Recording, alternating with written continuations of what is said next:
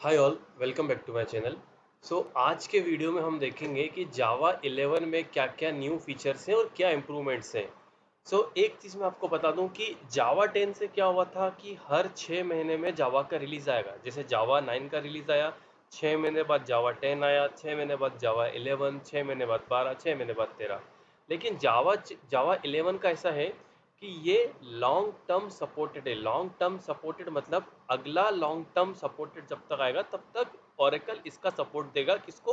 जिनको प्रोडक्शन पे जावा को यूज करना है। जावा 11 से क्या है, लॉन्ग टर्म सपोर्टेड। अब हर 3 साल में एक बार लॉन्ग टर्म सपोर्टेड आएगा। जैसे जावा 11 आया, फिर जावा 11 लॉन्ग टर्म सपोर्टेड, जावा 12 नॉर्मल 6 महीने की रिलीज, जावा 13 नॉर्मल 6 महीने की रिलीज, 14 15 16 ये तीनों नॉर्मल 6 महीने की रिलीज थी। फिर जावा 17 आया जो कि लॉन्ग टर्म सपोर्टेड है। तभी आप में से कुछ लोगों ने इंडस्ट्री में देखा होगा कि अब आप लोगों के यहाँ जावा वर्जन अपग्रेड कर रहे हैं। तो ऐसा नहीं, जावा 11 12 13 सीधे जावा 11 के बाद जावा 17 पे जाएंगे, जावा 17 के बाद जावा 23 है जो लॉन्ग टर्म सपोर्टेड है। तो ऐसा है कि 11 से 3-3 साल का लॉन्ग टर्म सपोर्टेड आएगा। तो अब हम उसके फीचर की बात करते हैं। तो मैंने कुछ अलग क्लासेस बना रखी है। सबसे पहले स्ट्रिंग मेथड पे जाऊंगा। सो कुछ चेंजेस स्ट्रिंग मेथड में है, कुछ चेंजेस फाइल्स मेथड में आए हैं, कुछ कलेक्शन में चेंजेस आए और एक प्रेडिकेट में चेंज आया। तो सबसे पहले हम देखते हैं कि स्ट्रिंग में क्या चेंजेस हैं। अगेन ये कोड मैं आपको गिटहब पे कमिट करके आपको रेपो लिंक दे दूंगा। अब स्ट्रिंग के चेंजेस देखते हैं। तो ऐसा है कि अब जावा 11 से अगर हमें कोई स्ट्रिंग रिपीट करनी है, अभी तक क्या होता था, बार बार लिखो उसको। यहाँ पे जैसे मुझे नरेश लिखना है हाई और 3 बार नरेश, तो क्या करूँगा, हाई नरेश नरेश नरेश। और अगर ऐसे ही 1000 बार करना होगा तो क्या करूँगा, फॉर लूप लगा के स्ट्रिंग बिल्डर में अपेंड करूँगा 1000 बार, और फिर मैं जाके स्ट्रिंग बिल्डर को स्ट्रिंग में कन्वर्ट करूँगा। तो जावा 11 से क्या है कि आपके पास रिपीट मेथड है। आपको फाइनल ये एक वर्ड देना है स्ट्रिंग, उसको 3 बार रिपीट करना है और आखिरी में जो जोड़ना है जोड़ो। बाय मिस्टेक मैंने कहा नरेश 3 बार रिपीट करेंगे, हम हाई 3 बार रिपीट करेंगे। इसको हम एक बार चला के देख लेते हैं। Sorry।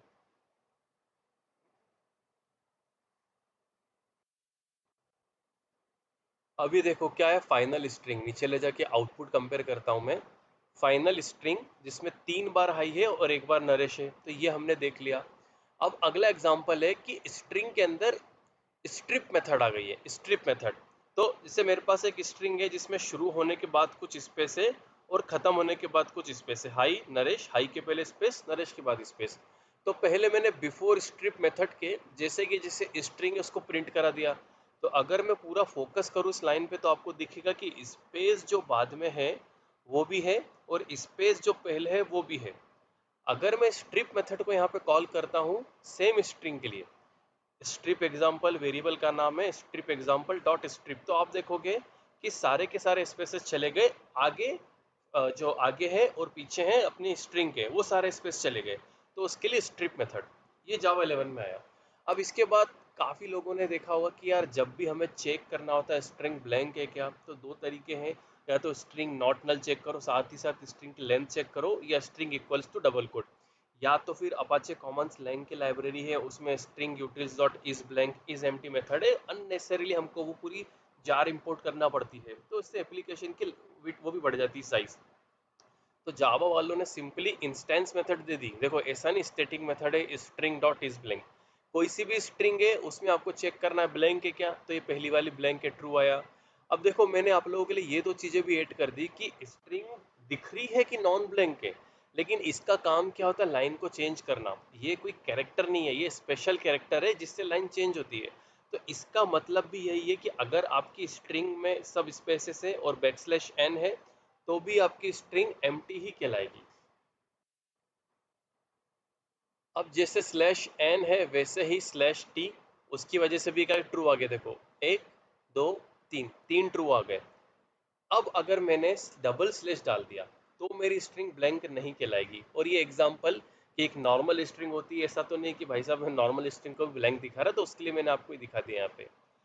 अब इसके बाद एक मेथड है लाइंस, कि एक स्ट्रिंग में अगर मल्टीपल लाइन है तो हम पहले क्या करते थे, हम स्प्लिट करते थे, फिर उसको स्ट्रिंग अरे में कन्वर्ट करते थे, फिर या लिस्ट में कन्वर्ट करके for loop for each loop जो भी हम करते थे अगर हमको प्रिंट कराना हो या लिस्ट में चाहिए तो। अभी सिंपली लाइंस मेथड आ गई, वो देखता है कितने हर बैकस्लैश एन के बाद वो आपको उसको नेक्स्ट लाइन मान लेता है। तो यहाँ पे कितनी लाइन है, एक हाई, ये देखो हाई यहाँ पे आ गया। फिर नेक्स्ट लाइन पे क्या है, नरेश, ये नरेश आ गया। थर्ड लाइन पे मेरा सर ने माखीजा, वो यहाँ पे आ गया। तो इसने देखो तीन लाइनें यहाँ प्रिंट कर दी। दिखने में एक स्ट्रिंग है, लेकिन just because of backslash n हम यहाँ पे तीन लाइन कह रहे हैं कि स्ट्रिंग में तीन लाइन है। तो वो लाइंस मेथड को कॉल करा।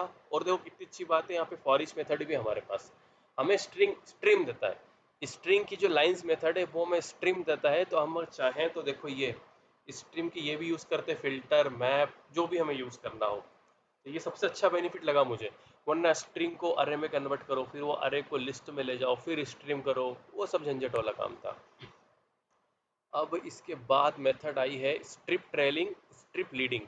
तो जो पहले वाली मैंने आपको ये मेथड बताई थी, कौन सी वाली, स्ट्रिप वाली, तो ये इसका छोटा सा मतलब ड्रॉबैक तो नहीं कह सकता, इसको आप तभी यूज़ करो जब स्ट्रिंग के फ्रंट स्ट्रिंग के बैक जितने भी स्पेस से रिमूव करना है। लेकिन क्या होगा कि मुझे एक केस ऐसा है कि स्ट्रिंग में बाद में जितने स्पेसेस हैं उनको रिमूव करना है, आगे वालों को नहीं, या आगे जितने स्पेस है उनको रिमूव करना है, बाद वालों को नहीं। तो ट्रेलिंग से क्या होता है, पीछे के स्पेस रिमूव करता है। देखो इस स्ट्रिंग में आगे अभी भी स्पेसेस हैं, तो ट्रेलिंग से केवल पीछे के स्पेस हटाएगा।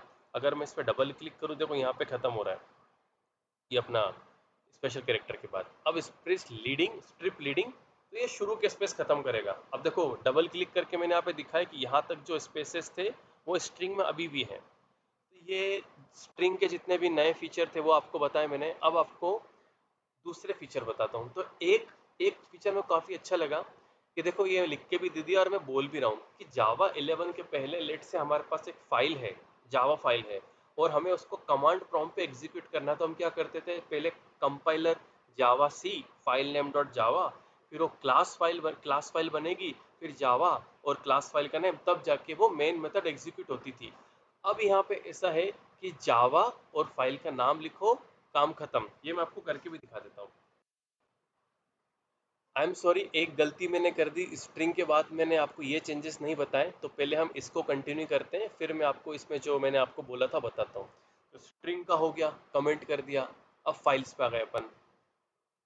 तो फाइल्स में ऐसा है कि अगर आपको एक फाइल में डेटा रखना है और डेटा रीड करना है, तो फाइल्स में राइट स्ट्रिंग और रीड स्ट्रिंग मेथड आ गई है। तो आपको पहले पाथ बनाना है। जैसे मेरे सिस्टम पे पाथ है कि यहाँ पे यूट्यूब वीडियोस रखता हूँ मैं, और ये जावा प्रोजेक्ट के अंदर जावा 10 टू 17। अभी मैंने शुरू में इसका नाम जावा 10 टू 17 रखा था, लेकिन प्रोजेक्ट का नाम मैंने जावा फीचर्स बाय वर्जन, क्योंकि मुझे उम्मीद है कि इस वीडियो इस प्लेलिस्ट पे व्यू अच्छे आएंगे, तो मैं जब जब लेटेस्ट वर्जन आएगा उसके वीडियो डालते रहूँगा। तो ये पाथ हो गया। अब आपको राइट करना है फाइल में, तो आपको बोलना पड़ेगा क्रिएट टेम्परेरी फाइल, और ये जो फाइल dir का पाथ है यहाँ पे फाइल का नाम और फाइल का फाइनली कंटेंट। अब देखो ये दो एक लाइन की वजह से आपकी फाइल के अंदर पूरा डेटा राइट हो गया। अब अगर रीड करना है तो फाइल्स डॉट रीड स्ट्रिंग, इतना सिंपल है कि फाइल का पाथ दे दो और फाइल का कंटेंट आपको मिल गया। अब उसको रीड कर दो। चला देते हैं इसको।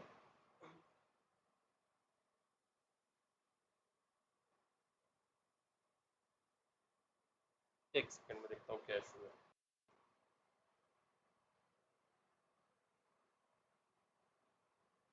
तो मुझसे एक छोटी सी गलती हो गई थी, जो मैंने आपको यहीं बताया था अभी, कि मैंने यहाँ पे प्रोजेक्ट का नाम तो चेंज कर दिया था, लेकिन ये एग्जाम्पल मैंने नाम चेंज करने के पहले बना के टेस्ट कर लिया था। तो ये जो 10 टू 17 है इस प्रोजेक्ट का नाम है। अब इसको फिर से मैं सही कर देता हूँ। यहाँ पे जावा फीचर्स बाय वर्जन, एक करेक्ट पाथ देना पड़ेगा हमें। अब इसको चला के देखते हैं। देखो ये कंटेंट आ गया। अभी कंटेंट चेंज कर देता हूँ वेरिफिकेशन के लिए। Please subscribe to my channel, let's see क्या होता है। ये देखो अपडेट होके आ गया। तो ये तो यही छोटा सा चेंज था जावा 11 में फाइल्स के लिए। इसको कमेंट कर देते हैं। और कलेक्शन में जो चेंजेस आए हैं उसको देखते हैं हम, क्या चेंजेस आए कलेक्शन में। जावा 10 के बाद से, जावा मतलब 10 से तो ऐसा हो गया कि छोटे छोटे 3 या 4 इंप्रूवमेंट आ गए। जावा 7 का मुझे याद है काफ़ी सारे इंप्रूवमेंट थे। जावा 8 तो आप सबने मेरी प्लेलिस्ट देखी होगी कि मुझे पूरी प्लेलिस्ट बनानी पड़ी जावा 8 के लिए। जावा 9 की भी प्लेलिस्ट मैंने 2 वीडियो बना के छोड़ दिए। मुझे लग नहीं रहा है कि आप लोग अब इतना इंटरेस्टेड हो जावा 9 में, पर फिर भी मैं कोशिश करूँगा कि एक वीडियो और बना के, और जितने भी वो बचे हुए थे टॉपिक कवर करना, मैं उनमें कवर कर दूंगा।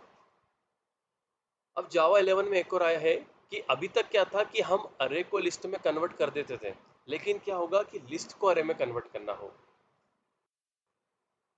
हाँ, तो अगर हमें लिस्ट को अरे में कन्वर्ट करना हो तो फिर हमें वो पहले अरे बनाओ, फिर वो लिस्ट को लूप में लगा के उस अरे में एक एक करके सारे रिकॉर्ड इंसर्ट करो। तो सिंपली जावा 11 से आ गया है। देखो पहले तो मैं आपको नॉर्मल बता दूं कि लिस्ट कैसे बनती है। Arrays dot as list, hi ये मेरा नाम है और लिस्ट बन गई। अब लिस्ट को अरे में कन्वर्ट करने के लिए सिंपली टू अरे मेथड दे दी और स्ट्रिंग का ऑब्जेक्ट बनाना है, तो ये मेथड रेफरेंस यूज हो गया जावा 8 का। इसको भी चला के देख लेते हैं हम। ये देखो दोनों सेम आ गए। ये हो गया कलेक्शन इंप्रूवमेंट। अब प्रेडिकेट। तो प्रेडिकेट में अब तक क्या था कि जावा जावा 8 में जब प्रेडिकेट आया तो टेस्ट मेथड थी, वो टेस्ट करके ट्रू फॉल्स दे देती थी। तो सिनेरियो ऐसा रहता था कि इस एम्प्लॉय की एज ग्रेटर देन 20 है क्या, तो वो ट्रू या फॉल्स दे देगी। इसका नाम एन से स्टार्ट होता है क्या, वो ट्रू या फॉल्स दे देगी। लेट से कि अब मुझे ऐसा चाहिए कि अगर एम्प्लॉय की एज ग्रेटर देन 20 है तो मुझे फॉल्स दो, लेकिन ये जो प्रेडिकेट बनता था वो तो ट्रू देगा। तो हमें स्पेशली एक कॉलन ऐड करना पड़ता था, निगेट जिसको बोलते थे, कि भैया ट्रू को as a result false present करो। तो इन्होंने क्या करा, सीधे प्रेडिकेट में नॉट ही दे दिया कि आपका जो फिल्टर है, आपका फिल्टर जो आउटपुट दे रहा है, अगर आपको उसका अपोजिट आंसर चाहिए। अभी जैसे ये है कि एक अरे लिस्ट है जिसमें नरेश, अजय, अमर, राजेश, चार नाम है इस अरे लिस्ट में और लिस्ट में। तो अब मुझे देखना है कि ऐसे नाम जो स्टार्ट्स होते हैं ए से, तो अगर मैं यहाँ पे निगेट हटा दूंगा तो आउटपुट क्या आएगा, अजय और अमर। एक काम करता हूँ, पहले आपको ऐसा आउटपुट दिखा देता हूँ मैं।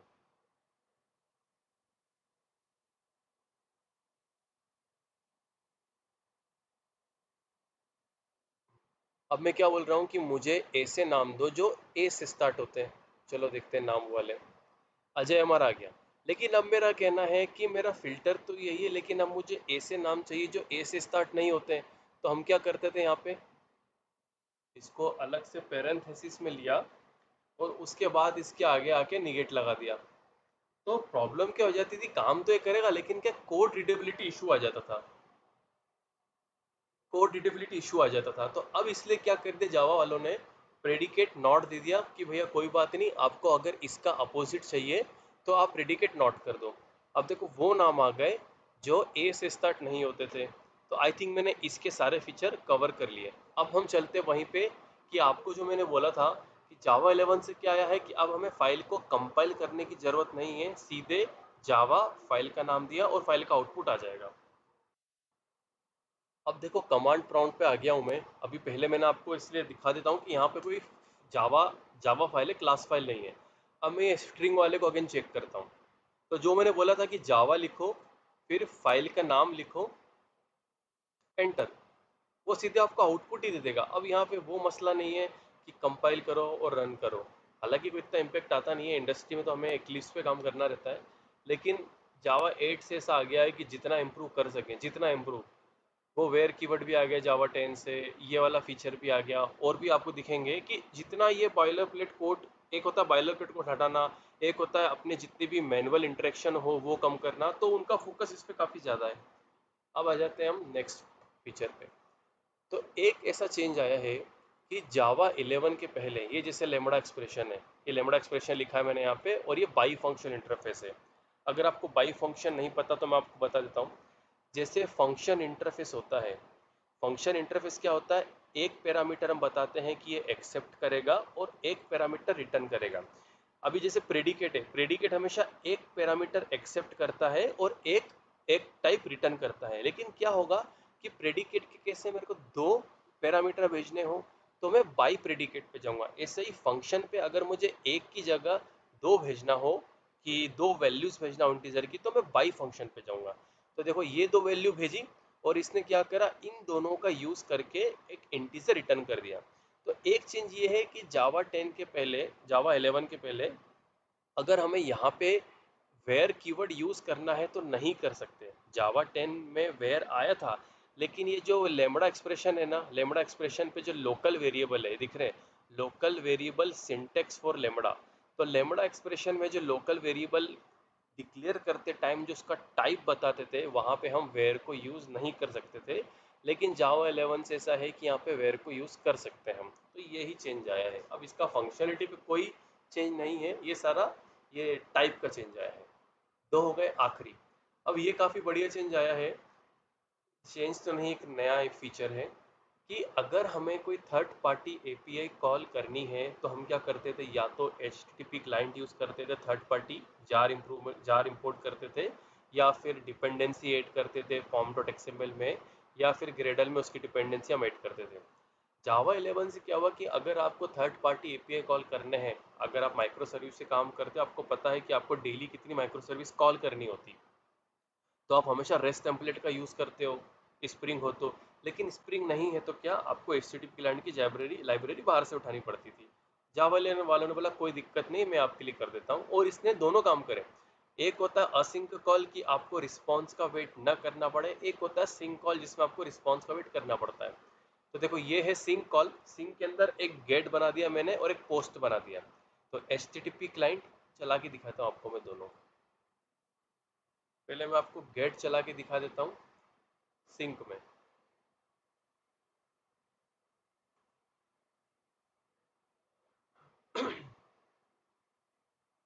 देखो एचटीटीपी क्लाइंट का ऑब्जेक्ट बनाना रहेगा, तो बिल्डर डिजाइन पैटर्न के थ्रू ने बोला आप एचटीटीपी क्लाइंट का ऑब्जेक्ट बना पाओगे, कौन सा वर्जन एचटीटीपी या एचटीटीपी 2, फिर कितना कनेक्शन टाइम आउट आपको देना है, और फाइनली आपका एचटीटीपी क्लाइंट का रिक्वेस्ट का ऑब्जेक्ट बन गया। अब सॉरी, एचटीटीपी क्लाइंट का ऑब्जेक्ट बना, अब एचटीटीपी क्लाइंट के बाद आपको रिक्वेस्ट का ऑब्जेक्ट बनाना है ताकि आप रिक्वेस्ट भेज सको। ठीक है, request again builder design pattern का यूज करा, यहाँ पे इन्होंने गेट मेथड कॉल करनी, गेट गेट वर्ब एचटीटीपी की, और फाइनली क्या हमारी यूआरएल है, हमको गूगल को www.google.com को हिट करना है। अब अगर हमें भेजना है रिक्वेस्ट तो एचटीटीपी क्लाइंट डॉट सेंड, जो रिक्वेस्ट का ऑब्जेक्ट बनाया था वो, फिर ये जो बॉडी हैंडलर है इन्होंने बता रखा है कि आपको कैसी बॉडी भेजनी है, वो हो गया, और फाइनली जो स्टेटस कोड आएगा और जो भी हेडर्स में वैल्यू आई है, तो इसको चला लेते हैं।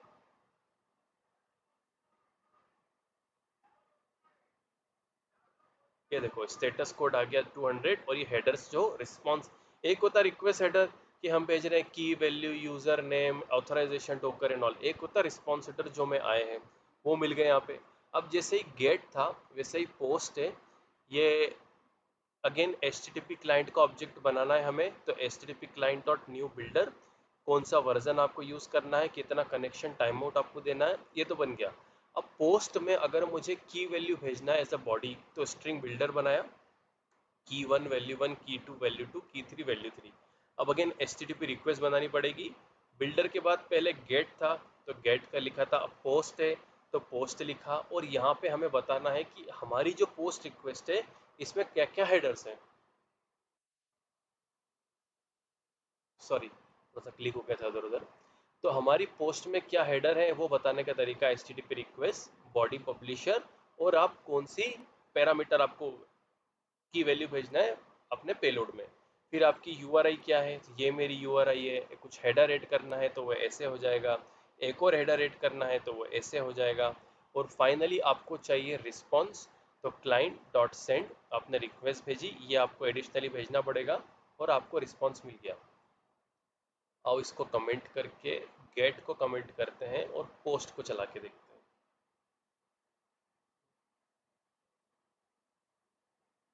थ्रो करना पड़ेगा।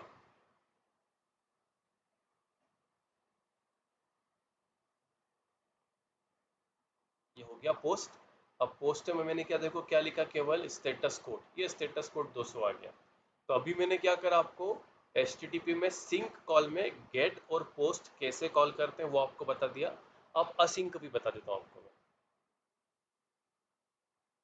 असिंक में क्या है, अगेन एचटीटीपी क्लाइंट का ऑब्जेक्ट बनाया, रिक्वेस्ट का ऑब्जेक्ट बना दिया, कॉल करते टाइम ये देखो ये है difference, HTTP send dot send async, और यहाँ पे HTTP send dot HTTP client dot send, यही डिफरेंस है कॉल करने का, अदरवाइज सब कुछ सेम है। अब इसके बाद ओके, सो आई होप आपको ये वीडियो अच्छा लगा होगा, आपको चीज़ें समझ में आई होगी। अब इसके बाद में 12, 13, 14, 15 का कंटेंट बनने वाला है ऑलमोस्ट, फिर मैं आपको इस प्लेलिस्ट में एटलीस्ट 17 तक तो डालूंगा ऐसे ही, और भी अगर आपको ऐसे कुछ चाहिए, जैसे मैंने जावा 10 में बोला है कि अगर इस पे आपको मुझे व्यूज़ अच्छे आते हैं, आप लोगों को वीडियो अच्छे लगते हैं, कमेंट में आप बताते हो, तो डेफिनेटली एक पूरी प्लेलिस्ट बनाऊंगा गार्बेज कलेक्शन पे कि कहाँ से आया था, कैसे चेंजेस हुए, कितने प्रकार के गार्बेज कलेक्शन है, और फाइनली अभी करंट, जैसे करंट जो वर्जन है उस पर क्या क्या इंप्रूवमेंट है, वर्जन बाइज वर्जन क्या क्या इंप्रूवमेंट थे, वो सब मैं बताऊंगा। आई होप आप प्लीज़ वीडियो लाइक करना अगर आपको अच्छा लगे तो। Thank you, bye.